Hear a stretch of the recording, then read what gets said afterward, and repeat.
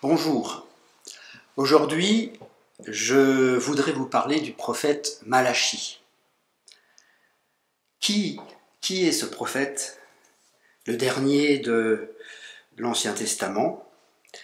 Et avant de commencer à en parler, je voudrais faire une lecture dans Malachi au premier chapitre et au deuxième chapitre, les versets 1 à 3 et de 13 à 2:10. Message, parole de l'Éternel, adressée à Israël par l'intermédiaire de Malachi. Je vous ai aimé, dit l'Éternel, et vous dites, en quoi nous as-tu aimés? Ésaü n'est-il pas le frère de Jacob, déclare l'Éternel. Cependant, j'ai aimé Jacob et j'ai détesté Ésaü. Et maintenant, verset 13. Cependant, vous amenez des bêtes volées, boiteuses ou malades. Voilà les offrandes que vous me faites. Puis-je les accepter de vos mains, dit l'Éternel.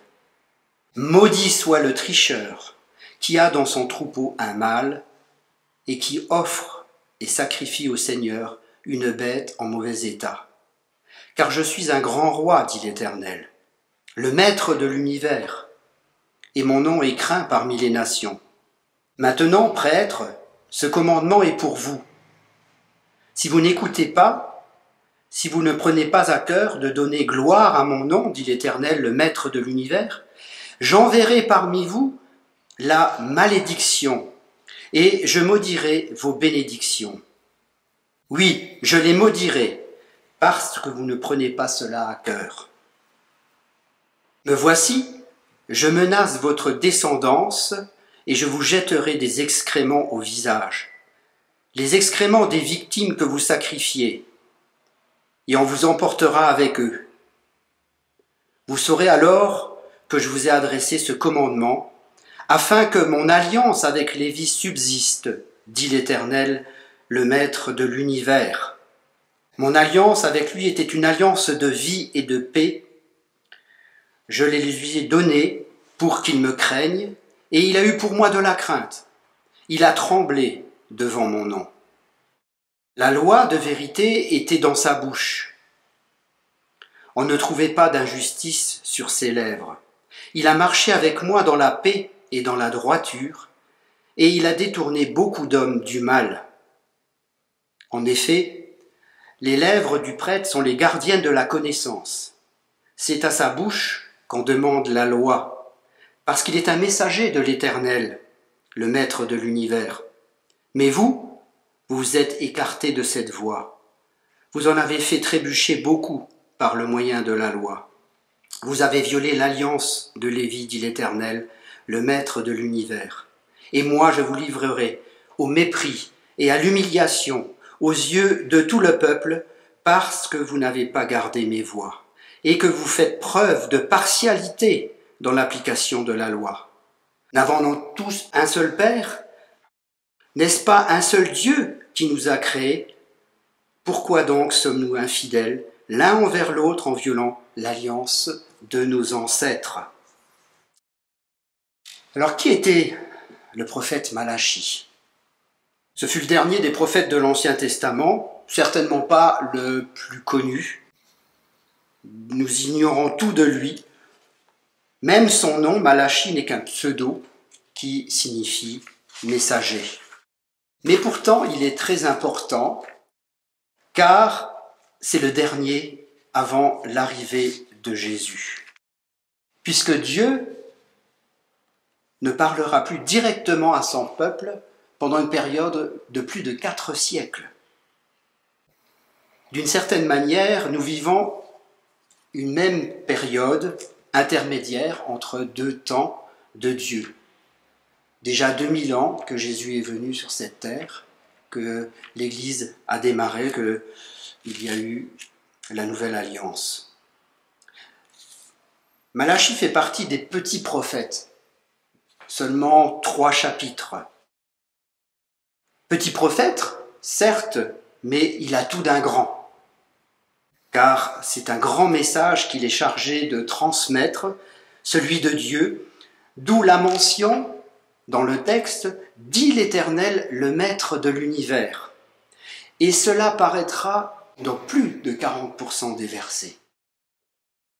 C'est Dieu qui parle à son peuple. Et pourquoi Israël a-t-il besoin d'un Seigneur Maître de l'univers? Tout simplement parce qu'à cette époque, 5e siècle avant Jésus-Christ, tout n'allait pas si bien. L'empereur Cyrus, le Perse, par son édit de 538, avait permis aux déportés juifs de revenir en Palestine. Mais où étaient-ils vraiment revenus? Dans un pays en ruine, un pays qui avait été dévasté par la guerre, où seuls les plus humbles avaient été laissés pour s'occuper des terres abandonnées. Au retour, ce peuple avait été occupé par la reconstruction du temple et des murailles de Jérusalem. Boostés dans leur action par Esdras, ce prêtre dynamique et réformateur. Et une fois cette reconstruction terminée, l'enthousiasme retombe. Faute de richesses suffisantes, on s'aperçoit que le temple ne sera pas aussi prestigieux que celui qui avait été détruit. Un coup sur le moral. Le peuple est toujours sous la coupe de l'Empire perse. Et les temps sont plutôt durs. Les ressources sont maigres et le train-train quotidien a pour horizon la grisaille. Le peuple est angoissé, entouré qu'il est d'ennemis et effrayé aussi d'être une nation insignifiante à côté des empires qui conduisent le monde d'alors. Je rappelle que le pays est sous le contrôle de l'Empire perse et que finalement Israël est faible. Et les Juifs se demandent, où est la gloire de notre nation? Où est notre Dieu? Ne nous a-t-il pas abandonnés? Alors le peuple désespère de son Dieu. Il a du mal à croire que celui-ci s'intéresse encore à lui. Misérable petite chose dans le vaste monde. Beaucoup parmi le peuple remettent en cause l'utilité de croire en lui. Trouvent que l'on peut très bien vivre sans Dieu. Et peut-être même mieux. La preuve, les méchants qui sont décrits au chapitre 3 de Malachie prospèrent dans cette période de misère. C'est un peu ce que nous vivons actuellement dans notre train-train pandémique.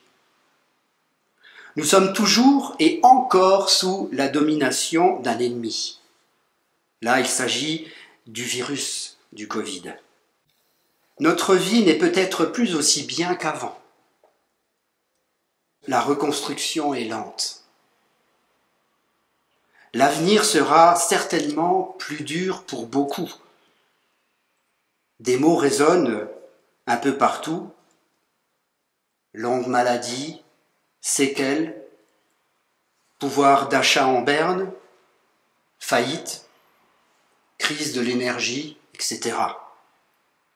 Le top des plus riches de ce monde s'est encore plus enrichi pendant cette période de pandémie et bien sûr inversement pour les pauvres. Mais revenons aux Israélites. Dans le contexte anxiogène dans lequel ils vivent, Dieu adresse 3 messages à son peuple. Peut-être pouvons-nous les reprendre à notre compte dans notre propre situation. Le premier message est une déclaration d'amour. Je vous aime, car je vous ai choisi. Et pourtant cet amour gratuit est apparemment contesté par les élus du cœur de Dieu. Au verset 2, premier chapitre, il est dit « En quoi nous as-tu aimés ?» La preuve qui est donnée est celle de Jacob et Ésaü, tous 2 frères jumeaux, l'un aimé, l'autre non. Cet amour de Dieu, qui dépend de son libre choix, de sa grâce, ne peut être contesté, parce que c'est un amour juste, un amour qui va dans la logique divine de bénir toutes les nations finalement et de révéler son salut au travers d'un peuple choisi. C'est ce qui est dit dans le Deutéronome. Mais alors pourquoi ce peuple? Pourquoi lui? Dieu avait ses propres critères de sélection. Deutéronome 7, au verset 6, nous dit « Tu es un peuple saint pour l'Éternel, ton Dieu.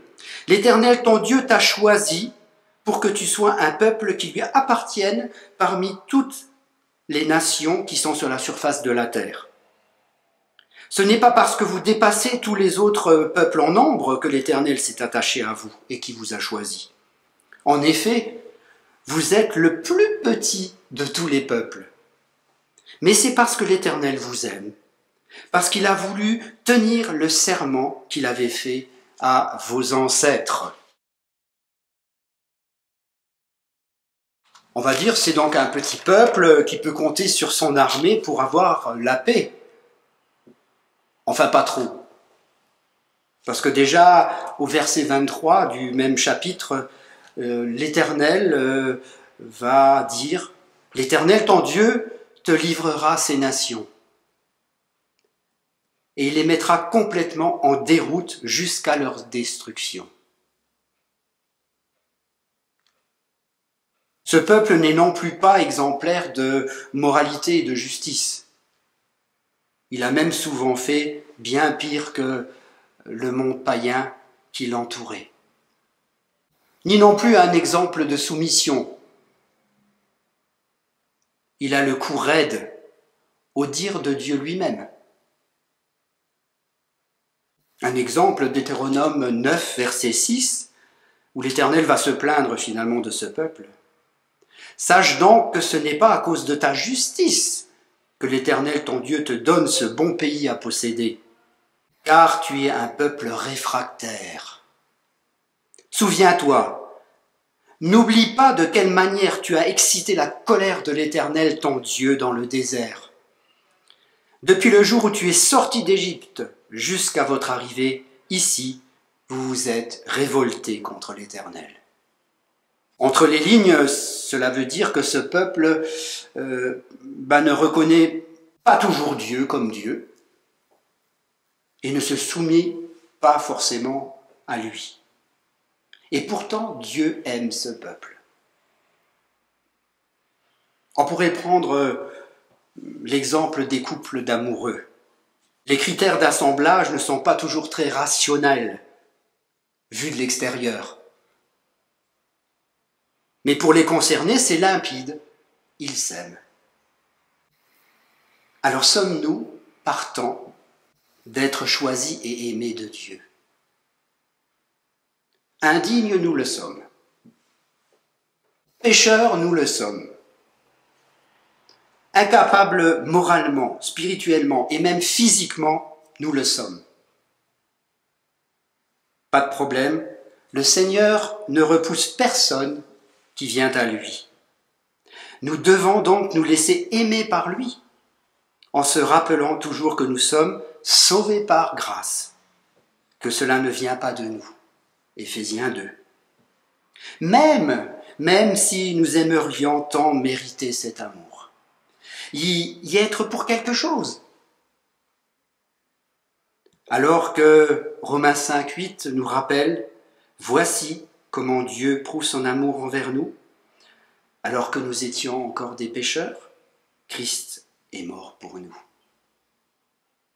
Il ne nous reste plus qu'à accepter cet amour, venir à lui pour nous laisser aimer, lui faire confiance pour nous transformer par sa grâce, par son pardon et aussi son œuvre en nous. Deuxième message. Le deuxième message est un reproche de Dieu à son peuple. Pourquoi? Pourquoi un reproche? Simplement parce que le découragement entame la foi du peuple, qui se laisse alors glisser vers le scepticisme, voire l'indifférence à l'égard de la loi, des obligations du culte. à un tel point que pour les sacrifices du temple, on triche. On offre de plus en plus de la brebis vieille et boiteuse. Un cadeau minable en réponse à tout cet amour de Dieu. Pire encore, la bête offerte ne vaut même pas en qualité celle que l'on offrirait au gouverneur. Car finalement, qui oserait offrir à cet homme une bête volée, malade ou infirme? Il y aurait certainement des conséquences. L'attitude du peuple envers Dieu lui fait dire qu'il se sent méprisé. Pas vraiment aimé par ce peuple, et que le peuple finalement ne lui fait pas vraiment confiance. Vous m'offrez les vieilles biques parce que vous avez peur de manquer, parce que vous pensez que je ne suis pas capable de vous donner les meilleures choses. Et nous, n'avons-nous pas reçu le meilleur de la part de Dieu? Parce qu'il nous aime. La preuve, c'est qu'il s'est offert pour nous. Il a donné Jésus, son plus grand trésor pour nous, pour notre salut, pour que nous soyons pardonnés, réconciliés avec lui. Que pouvions-nous espérer de meilleur? Et nous, qu'offrons-nous en retour? Par amour. Le meilleur de ce que nous sommes? Nous-mêmes, notre corps. Le meilleur de ce que nous possédons? Nos biens, notre temps? Ou alors, ne donnons-nous que le reliquat, le superflu, le reste, ce qui nous impacte peu? Là aussi, c'est une question de confiance, comme pour le peuple du temps de Malachie. Une réelle confiance en notre Père qui nous aime et qui peut, par ses ressources de grâce, pourvoir à nos besoins. Troisième message. Le troisième message est un avertissement après le reproche. Un avertissement qui est dirigé premièrement vers les responsables religieux et ensuite au peuple dans son ensemble. Quel était le rôle des prêtres du temps de Malachie? Les Lévites, qui servaient au temple, avaient une alliance particulière avec Dieu. Cela nous est dit au 2e chapitre, au verset 4, où Dieu rappelle cela. « Vous saurez alors que je vous ai adressé ce commandement afin que mon alliance avec Lévi subsiste, dit l'Éternel, le Maître de l'univers. Mon alliance avec lui était une alliance de vie et de paix. » Il est aussi rappelé que les prêtres avaient pour rôle d'enseigner le peuple, de le soutenir dans sa fidélité à Dieu, de l'encourager. Mais le constat, c'est que les prêtres ont égaré le peuple en permettant l'idolâtrie, le mariage avec les femmes païennes. Ils ont fermé les yeux, comme ayant perdu toute considération pour leur mission, leur service au temple.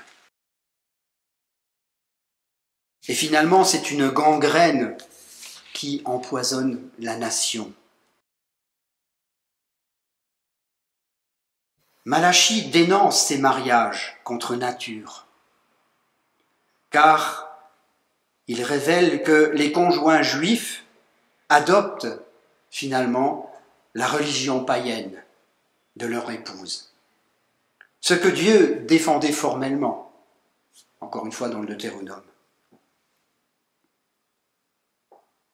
Là aussi, les prêtres sont pris en défaut, car s'il y a bien une image de la relation entre Dieu et son peuple, c'est celle du mariage. D'autres prophètes, Osée, Ézéchiel, décrivent une relation d'amour, une relation exclusive. Il ne s'agit pas seulement d'accorder un intérêt affectif à Dieu, mais un amour exclusif, comme dans un mariage. Et nous, avons-nous cette qualité de relation avec Dieu? Je pose la question parce que les choses ne sont pas évidentes à ce sujet dans notre société. La liberté d'opinion veut que chacun puisse prier Dieu comme il veut, à sa manière. Prendre ici et là ce qui vraiment nous intéresse, ce que nous sentons. Mais est-ce vraiment le même Dieu que l'on prie? Celui qui s'est révélé au patriarche, celui qui a envoyé son Fils unique pour mourir sur la croix. Cet avertissement, Malachie l'étend finalement à tout le peuple pour dénoncer la gangrène, cette magie idolâtre par le recours aux faux dieux qui se généralise dans le pays, mais aussi la trahison dans le mariage, en relevant des adultères et des divorces injustifiés, en relevant aussi le mauvais traitement qui est fait aux ouvriers, considérés comme des esclaves, avec des salaires non versés, avec des violences, avec du mépris, et aussi la recherche du profit. Aussi le mauvais traitement aux veuves, aux orphelins, aux étrangers. Malachie tape du poing sur la table des notables et des religieux, qui sont d'ailleurs souvent les mêmes. Ces privilégiés qui se servent volontiers eux-mêmes avant de servir le Seigneur et le peuple. De la même manière que Jésus l'a fait aussi avec les responsables de son époque. Malachie, en posant des questions pertinentes, va traiter des sujets de la vie courante sur la famille, le couple, la société et la façon dont on traite notre prochain. Est-ce que la situation est différente aujourd'hui? Sommes-nous capables de traiter les autres de la même manière que l'on aimerait être traité? Malachie finit son message par un dernier avertissement, dénonçant les plaintes qu'il entend des faibles, des opprimés, leur manque de foi et de confiance devant le constat qu'ils font de la réussite des méchants, de ceux qui les oppriment. Il va rappeler que Dieu jugera ceux qui le méprisent et ceux qui font du mal à leur prochain. Ce rappel est assorti d'une dernière promesse pour ceux qui tiennent compte de ces avertissements, pour ceux qui réalisent qu'ils font fausse route, qu'ils manquent le but de leur mission sur cette terre, pour ceux qui changent de conduite, de vie, pour trouver en Dieu la force d'être plus aimant. Cette promesse de Dieu, en revenant à lui, c'est de lui appartenir, d'être son peuple, ses enfants, dans une relation exclusive, authentique. Et il y a même une cerise sur le gâteau. Cette cerise, c'est l'annonce de la venue du Messie. La promesse premium pour tout juif fidèle. Avec le bouquet complet, enfin vous savez comment c'est, la publicité. Effectivement. Et il y a des indices. Un signe avant-coureur de la venue de ce Messie, c'est un messager. Un messager qui le précédera, qui lui ouvrira la route, qui préparera le peuple. Un prophète comme Élie. Malachie annonce la dernière parole prophétique de l'Ancien Testament, avant un long silence de plus de 4 siècles de la part de Dieu. Nous savons que cette parole s'est réalisée par la venue de Jean-Baptiste et de Jésus. Aujourd'hui, nous vivons également un long silence de la part de Dieu, avec aussi la promesse du retour du Seigneur, avec des indices qui nous sont donnés dans les évangiles et les épîtres du Nouveau Testament. Espérons que Malachie parle aussi à notre cœur. Amen.